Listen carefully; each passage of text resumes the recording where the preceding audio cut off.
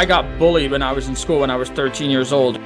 Taking that and evolving in that to the better, that's the mindset. I don't think that there is failure.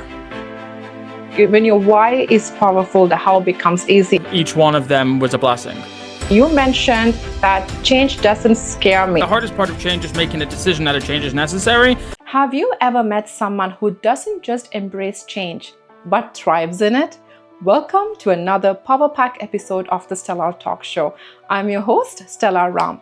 This is where stories turn into strategies, and today's guest, he's building an empire on transformation.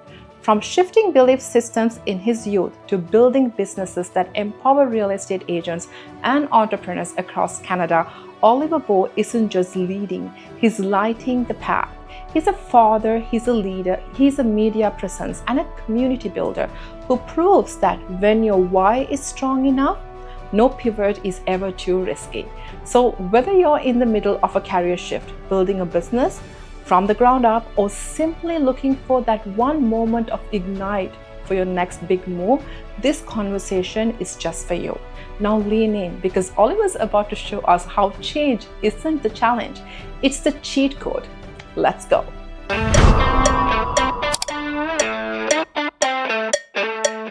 Hi, Oliver. Welcome to the show. Thanks for having me, Stella. Looking forward to it. Most definitely. Oliver, I have to say, your words has been very inspiring for me. You mentioned that change doesn't scare me. What ignited that fire in you? I mean, I think the less romantic answer is it's kind of like an ADHD thing. I think anytime there's a new situation, there's a new dopamine rush. But I think more than that is there's a new opportunity to make a difference and to impact change to some capacity. I think change is often scary. And I don't want to say change doesn't scare me like ever. There are elements of change that are scary, but I think the hardest part of change is making a decision that a change is necessary. But I think the second that decision is made, I think as soon as you're on the other end of it, things just really do get a lot better. Like Will Smith once told a story. It was a really great story of how he went skydiving and he was really scared and he didn't think it was even going to happen until he was literally pushed out of the plane. And that's when he realized like, oh, this was real. But the second he realized that it was already happening and there's nothing he could do about it, he said he felt the most serene he'd ever felt. And I do think that's true in everyone's life, that whenever they make a change for the better, it's really scary. But the moment that change is made and official, everything becomes easier and great. That's amazing. Just seeing past that fear, that's the mindset that we need to thrive on. So tell me, like, where in life did that change happen to you? Like, what was that pivoting moment for you? Well, I think there's a few. Like I kind of have like I was born in England and I moved to Canada when I was 6. So obviously I'm too young to be able to make any decision, but I remember that only being exciting, which obviously as a 6-year-old, you're not really going to feel anything else other than excitement for your family moving across the world.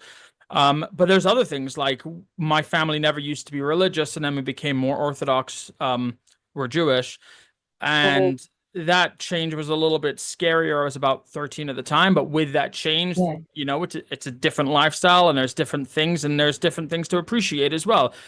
Career-wise, I mean, I went to school for advertising and then I became an entrepreneur, started my own company for real estate marketing. And then after that, I went and became a team leader for a real estate brokerage. So each change, there was something fundamental about it, whether or not it's a change in location, a change in I guess ideology or the way that I live my life, a change in profession, a change in going from employee to business owner, and then a change going back to employee again. Everything, each one of those changes, I think, was pretty fundamental, and they were hard, but I think each one of them was a blessing. Yeah, definitely. And as you share your journey in your career and in your childhood, it actually shows the changes that you went through in few stages. And taking that and evolving in that to the better. That's the mindset, right? And tell me a little bit about. You mentioned that when you were around 13, that's when your family became more religious. That that change that you had in yourself and in your family. How has that influenced you today in leadership and also in entrepreneurship? That's a good question. I think probably, I don't think people would quite expect, I think, the range of experiences that I've had in my life. So I think it's allowed me to see people, regardless of where they're from and what they've got going on in their lives, their race, religion, ethnicity, but even like psycho stuff, like whatever's going on in their heads. Like I think those changes have made me realize that everybody really is the same. It's just manifested differently. So when I see somebody, let's say, that's really intensely, let's just keep in the world of religion, someone who's really intensely religious and someone who's really intensely non-religious or atheist, they sound exactly the same to me. Like the way that they talk is so similar. Mhm. And it's made me realize that whether you're a Democrat, Republican, conservative, liberal, atheist, religious, like we really are all the same. It just manifests Mhm. differently. And I think the best thing that we could do is learn to be moderate in our approach and everything, and also learn Yes. to, I think, be like empathetic and not in a cliche way, but realize that other people are going through the same or different stuff than we're going through, but we're all going through stuff and we're just trying to make the best that we can in this world and make sense of it. Yeah, no, that's absolutely right. No matter what religion, what beliefs that you have in your system, end of the day, we are all human. We travel the same journeys as everybody else is. So appreciating and humanizing that, and being kind to each other and evolving together that's the mindset, right? Most definitely. You also told me that when your why is powerful, the how becomes easy. And you mentioned your wife is your wife, your kids, your family. Me, how does that look for you, showing up for them, being an entrepreneur in today's world? Yeah, I don't think without a why, I don't think many people will be able to be an entrepreneur. It's a very thankless job. And when we look and talk to like this right now would be like a highlight, like I'm on a podcast. It's great. But like how many Yes. years did I like just go downstairs and start working in my basement, get dressed up in a nice Mhm. button down shirt because I have to mentally be present to show up even though nobody was there saying good job, Ollie. Like this is how it is. And I Mhm. think Mhm. I mean, if like let's say if you want to get really simple, like if I wanted to get Mhm. in great shape, on the first day it's really exciting and I've got enough of a motivation to get up and get it. And on the second day, the same thing. And then obviously 3 weeks in, the excitement has worn off and it's literally just I'm sitting there thinking I could go, but I really don't want to. And why am I doing it? Like the reason that I was doing it because it was exciting, like I don't have that reason anymore. So like we're good. Mhm. So the why Yeah. has to be everlasting. It has to be eternal. My Mhm. family, fingers crossed, knock on wood, however you say it for whatever religion you're in, my family's not Mhm. going anywhere. So it's my job to provide and to protect and look after them. So on those down days when I really don't want to go to work or I don't want to work hard and get the job done, there isn't really an option because it's bigger than me and it's bigger than my emotions and how I feel at the moment. Yes. Yes, no, I understand. That's very inspiring. Your why defines your journey, right? And getting you to where you want to be. So that's beautiful to have that why. And it's also okay to change your why now and then because as life evolves and you grow up and be like more independent and career wise and things like that, your why can change, but your end goal is the same. Have a legacy for yourself and your family. Well, I mean, I agree with you 100%. I would even go take it a step farther. I think that even if the journey does change, like it doesn't really matter what changes along the way, obviously, as long as you're moving forward and you have a why. But I think when Mhm. I had just become married, when it was just my wife and myself, my why was to make a big life for myself, to become the best in an industry, whatever industry that was in, to become well known, Yes. very wealthy. And those are things that like I want in my life, obviously, or maybe not Mhm. obviously, but those are things that I want in my life. But like that's taken a massive backseat to my family, to my kids who came afterwards, and 100% Mhm. my journey changes. And I'm sure we're gonna get into this decision that I just made, this most recent change, but I would never have Yeah. made that decision without my family. Oh, absolutely, absolutely. Yeah, so like when it comes to change, that evolvement, your journey actually you went from marketing to real estate, and from there you actually led a brokerage, a team of realtors. Now that's more to come. So Oliver, take us from that journey. What ignited that fire and your journey there?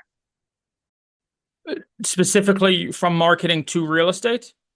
Yes, and from there to leading a team of realtors, and now what's next? Yeah, I think that for me, the change wasn't as much going from marketing to real estate as much as it was going from self-employed business owner to employed by the brokerage. Mm-hmm. So marketing is it's a discipline really, like, but you can have marketing for different manifestations. So I can market for dentists, chiropractors, or real estate agents. So it really started with marketing is what I'm good at. It's what I know. So who can I do this for? And I looked and I saw there's millions of real estate agents and they all need marketing. So let me go there and do that. And then the first change was I was working in an advertising agency. And when I realized I wanted to do it for real estate agents, I became self-employed. That was the first transition. I think I was a bit young and naive when I started that. I don't think I had a clue how hard it was going to be. So Mm-hmm. I don't think that change was brave.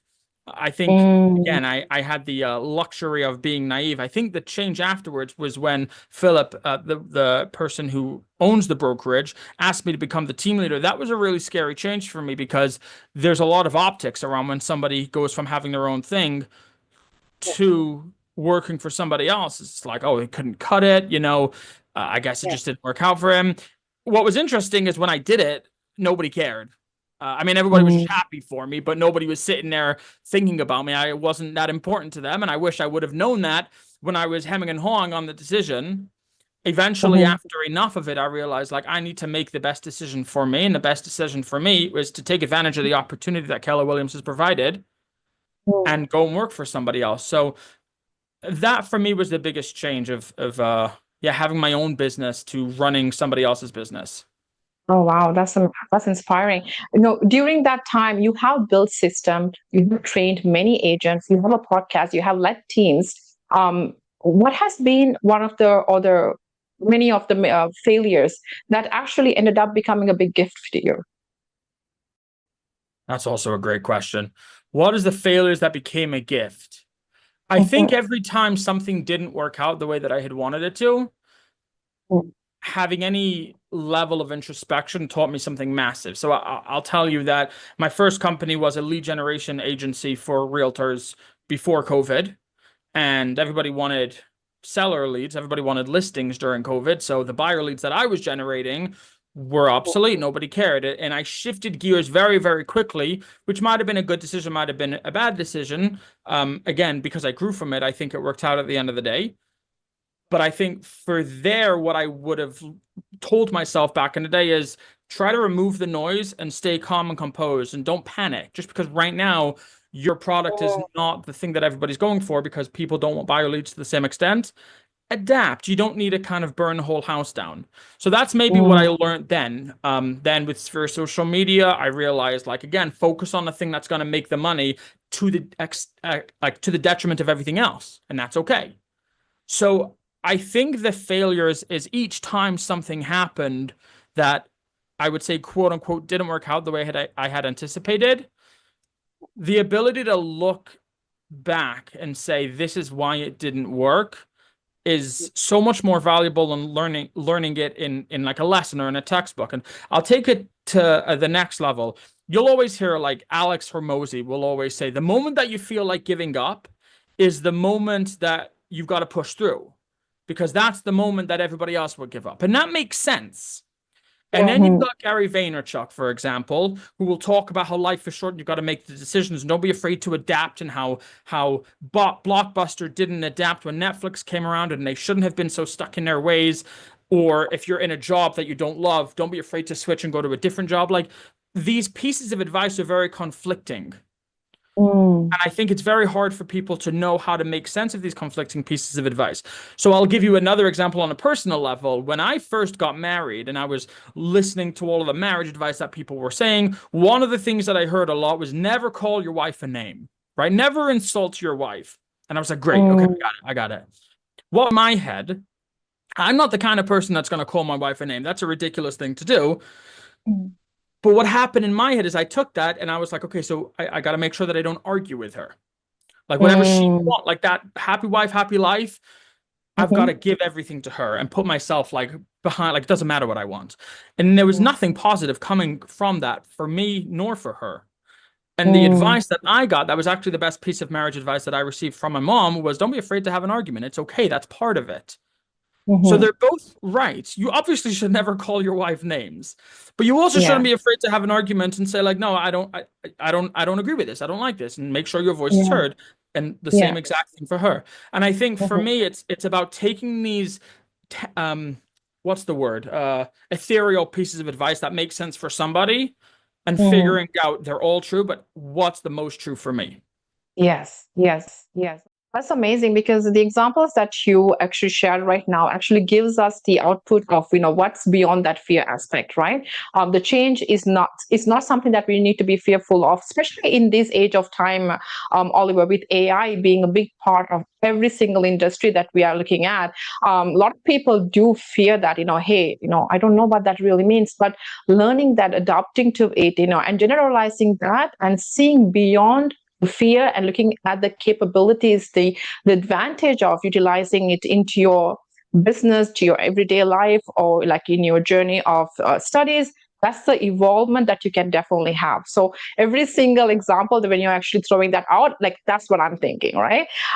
So in just on that tone, when it comes to entrepreneurs in today's economy, real estate agents, like in my industry, the visibility on social media, has evolved a lot, right? So tell me a little bit about what you have seen in your journey leading a team of realtors and entrepreneurs. How are they adapting to this new norm of being present in social media, and why is that important? I think I might give some counterintuitive advice that people might not expect me to say, but Mhm. I think for the most part, people aren't really adapting. I think they're too busy trying to think about what they should be doing instead of number one, just doing it, or number two, figuring out what their voice is. And to be honest, the vast majority of the time, there are some very notable exceptions, but the vast majority of the time, social media is not bringing in business even close to as much as, let's say, cold calling or door knocking or any of these unsexy methods are. I think people, like all marketing works, it just none of it works unless you're doing it consistently enough. So I think people need to get into the habit of almost turning social media into a passion project for them. Don't worry about the business. It's not coming for a little while anyway from social media. But post a video a week that you enjoy, that provides value, that's funny if you want to be funny, that's valuable if you want to be valuable, educate, like make it work for you that you enjoy doing it so that when it doesn't bring in business for the first 6 to 12, even 18 months, you're good. You're still doing your thing. You're still enjoying it. And if you hate social media that much and you don't have the money to outsource it, like maybe out of a sense of obligation, do a video a week if you or whatever if you have to. But to be honest, focus your energy on other things. Like bring in, just make sure that you have business coming in and don't rely out of the gate on social media because it's not going to do that for you. Yeah, yeah, no, absolutely. I just want to add to that, Oliver, if you don't mind. So, what I would say is, if you are going to be doing that, be consistent on that as well. If you're going to be going out there and putting a couple of videos, as Oliver mentioned, for a few weeks, and then you're going to get discouraged and forget about it for any reason, that's not going to do anything for you. Because what I have seen in my journey in this entrepreneurship, and doing the talk show, for an example, it took time, it took consistency. It took giving up many times, but to see beyond that and keep going. Because that's when you will see the results coming. Just to share on this episode as well. So when I started the talk show, Oliver, I think that was the same time we first met as well. And you motivated me because at that time I was very fearful of my voice. English was not my first language. I'm an immigrant to the country, and I'm new to the business too. So it's all these limited beliefs in me actually was keeping me closed up, in other words. So I had to break through that. So speaking to you and like-minded people actually encouraged me to do what I'm doing today. And to be very honest, when I started my podcast on YouTube, I only had 4 subscribers, and it remained 4 subscribers for a few months. But right now I have over 5,000 subscribers. I have over 500 and I don't know, some hours of listening. So being consistent and keeping at it definitely gives you results that you won't believe. When I saw that, I'm like, oh my God, how did I do that?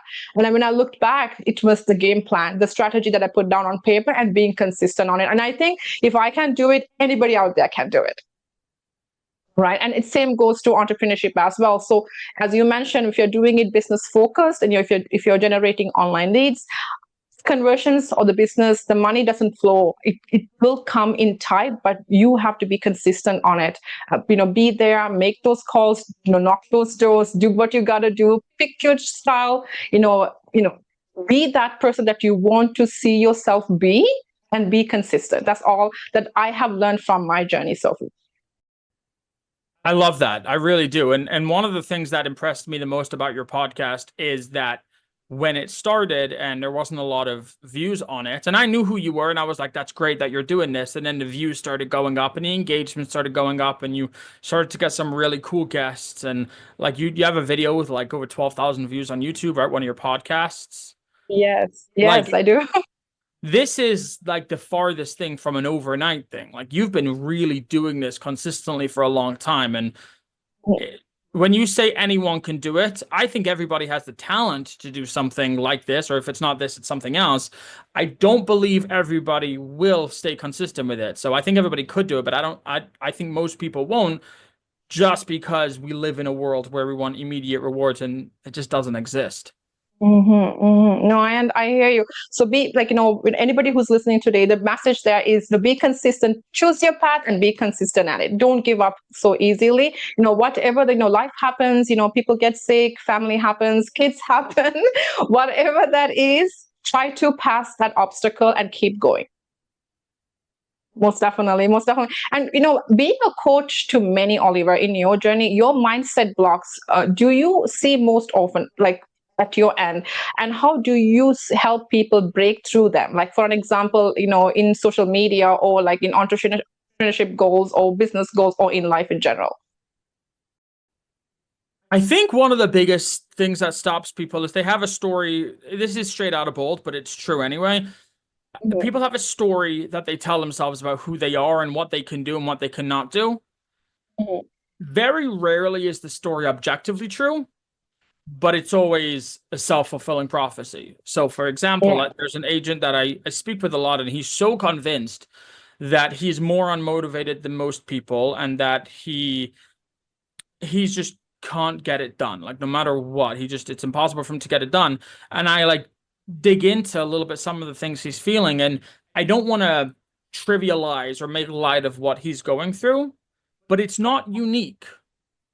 It's not unique. And I think there are ways that somebody can be special in the world, and everybody wants to be special in the world. But I think the easiest thing to do is to make yourself be special by being exceptionally unmotivated or exceptionally incapable of this or that. And it's like, let's work a little bit harder.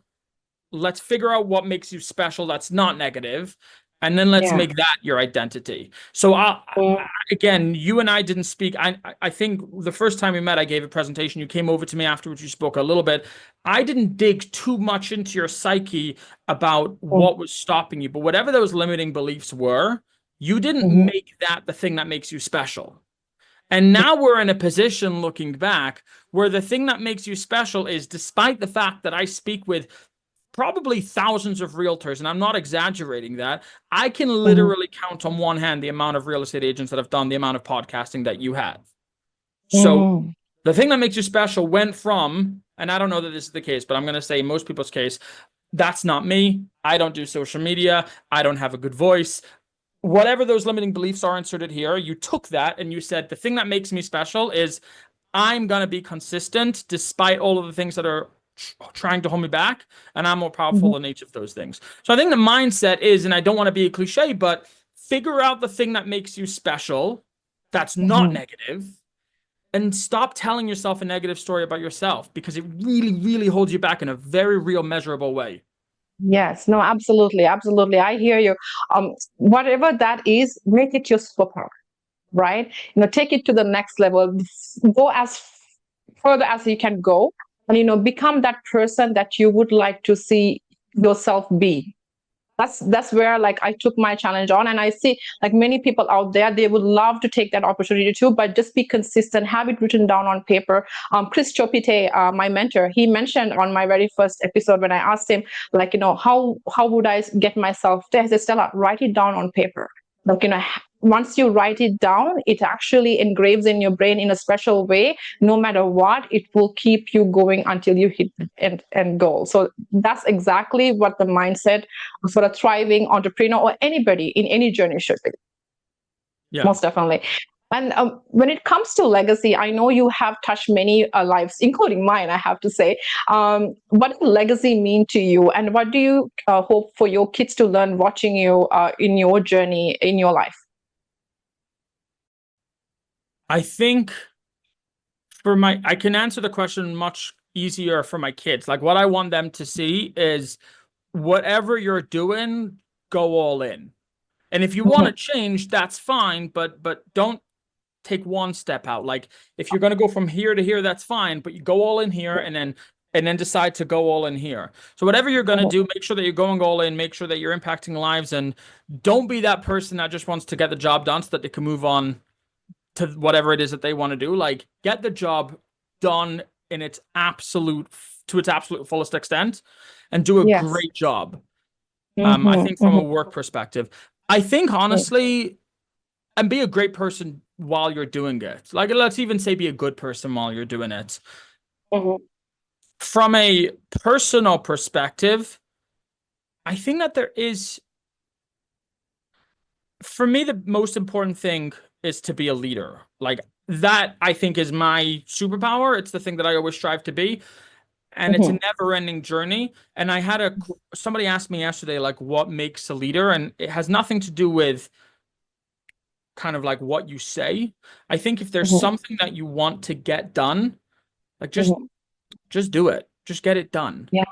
And there's oftentimes also people want things in general to get done, and everybody dances around like, I'll do it if they do it type, you know? Like, do you want to come to this basketball game? It's like, well, how many numbers do you have? I don't know.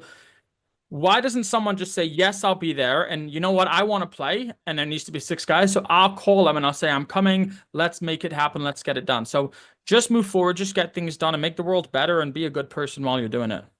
Amazing. That's a very beautiful legacy to have. Thank you very much for sharing that. I'm going to get into our lightning round. I'm going to ask you 5 questions. Your shortest answers possible in the most meaningful way. So the first one, the biggest lesson you learned from failure. I don't think that there is failure. Do you want me to elaborate, or is that good? Yeah, that's amazing. Just, failure is always a stepping stone for your next level or next journey. So level up, most definitely. The next one, Instagram or LinkedIn? Oh, that's an impossible question to answer. It depends on the person, the niche, and everything. Just a very, very quick 1-sentence elaboration before. I think if you're not failing, you're not trying hard enough. Yes. No one is ever good at something for the first time. So if you're not failing, that means you're not doing anything for the first time. And yeah. Yeah, you need to take those risks, right? That's very, very important. Yeah. Yeah, absolutely. So when it comes to Instagram or LinkedIn, what I mean by that is, where do you think the entrepreneur should be paying attention to? I know LinkedIn has a bigger, like a professional profile-based platform, and social, like, Instagram is a completely different platform. So when it comes to entrepreneurs, do you think they should be focusing on LinkedIn mostly or Instagram? Well, an entrepreneur that starts a new like niche marshmallow company should probably be spending their efforts building Instagram videos or TikTok. If somebody is selling business to business, I don't know, POS software, like maybe LinkedIn, if they can figure out a way to make Instagram work. Instagram and LinkedIn, these are just eyeballs. That's all that they are. So the eyeballs that are on LinkedIn are the exact same thing as the eyeballs that are on Instagram. The only difference is the people who those eyeballs belong to. So figure out where your audience is, and then if the people that you want their eyeballs is on LinkedIn, then do it on LinkedIn. And if they're on Instagram, they do it on Instagram. But like want to simplify things. Yeah, amazing. And when it comes to like your best time of the day, is it early morning or late nights? Again, I think that's a person-to-person thing. With businesses, I think different professionals have different searching and scrolling habits. And if people spend their business day scrolling on LinkedIn and they should be working, then post on LinkedIn during the day. If you're dealing with very, I don't know, wealthy professionals who, let's say, don't even get a chance to go on their phone or computer until the kids are in bed, then do it at 9 o'clock. But it is a case-to-case basis. Figure out what works best for you. Best for you, exactly. And the next one, One word that defines 2025 for yourself.